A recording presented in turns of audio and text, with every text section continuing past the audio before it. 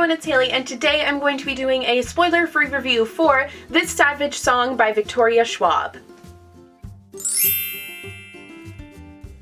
So this book is a YA dystopian, sort of paranormal fantasy. It really is kind of crossing genres and genre bending, which is one of the really cool things about it, but it follows Kate and August. So Kate is the daughter of a very powerful leader in this world that has been overrun by monsters. So people are hiding and trying to feel safe in a world where monsters are ruling and they can steal your soul with a song. So it really sounds like a very safe environment that I would want to live in. But Kate is a complete badass who is trying to become her father. She's trying to show him how ruthless and terrible she can be and show him that she can make him proud. Meanwhile, we have August, and August just wants to be human, but he is one of the monsters, and he's one of the most powerful monsters in a world that's overrun by monsters. So he can steal your soul with a song, and he just wants to feel like Kate does, like a human. And when their worlds intertwine, they're really the only people who can see both sides of the story and see what is unfolding, and this story is basically about them trying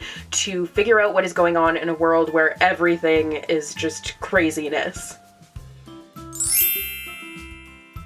Book. I really like Victoria Schwab's writing. She does a great job of making characters that are very dynamic and really painting a picture of the world that you're in, so you feel like you're in that world and it becomes really engaging. So I actually listened to the audiobook for this one, and this book translated very well into audio. I really loved the characters. I would have preferred if the voice actors were different for the two characters, but even so, I really enjoyed the audiobook. I think that her writing does well being read out loud, and in that way it kind of seems like a story that you would be sitting by the campfire and hearing, because it does have that kind of creepy Halloween sort of vibes with the monsters and the world has gone to absolute crap, that whole thing.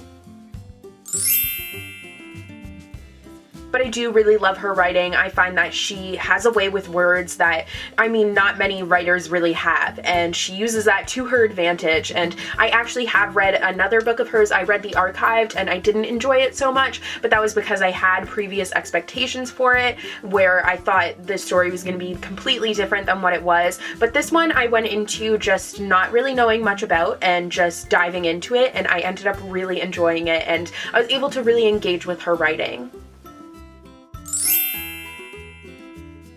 The characters of this book were one of my favorite parts of it. It's largely a character-driven story. So Kate was really dynamic. It opens up with her, and it opens up with her like doing what she does best, which is destroying things and terrorizing things and trying to get her father's attention. And I think you could see through her armor a little bit. She puts on a front where she's really just this badass girl who has no cares and is just like, whatever, I want to just make my father proud, but you can really see that she's kind of crying out for help. And I think being able to see her as that really strong, powerful female character, but also as someone who did have a weaker side to her, made her be very believable, and I liked the fact that you got to see both sides of the story. Now, at the same time, August was a character who was kind of the opposite. He was really kind of downcast, and you could see that he really struggled with his identity, because he doesn't know where he's come from. These monsters aren't born like normal people are, and he doesn't understand why he's here and what his purpose is, and he doesn't want to hurt people. He really is a kind and sweet soul, and I think Kate really brought out the bad in him, and I loved seeing the bad being brought out in him, because he was a total badass and in the best way possible.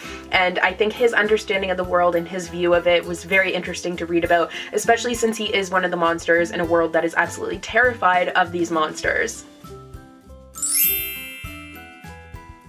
Like I mentioned, the plot is very character-driven, and it's character-driven in a way that it's a story about many things, but ultimately I think it's a story about characters coming to know themselves and learning about their own identity. You get to see two very different characters in a world that is completely against them, and you get to see them both trying to understand it, both separately and together, and that view of the world that they have really helped them to discover themselves. And I think in that way the story was really relatable, because you see them as teenagers, but they're also in this crazy situation, and at the same time, they're still trying to find themselves. And I think that one of my favorite parts about this book was that there was no romance in it. And it was really refreshing to read a story that didn't have a romance in it, because most of the time if you have a male and a female character, they're going to end up having a relationship in the end. But this book veers away from the romance, and it's more of a friendship, I think. I do think there was still a little bit of hint of romance, but I think ultimately that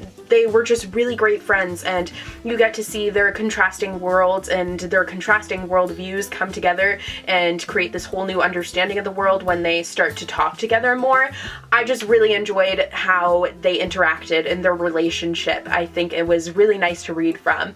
And the world itself was really cool. I loved the idea of monsters, and I really felt like I was in that world and that the monsters were there, and the whole concept of it, how they steal your soul with the song, was just so interesting and had me so intrigued the whole entire time. So I really ended up enjoying this book.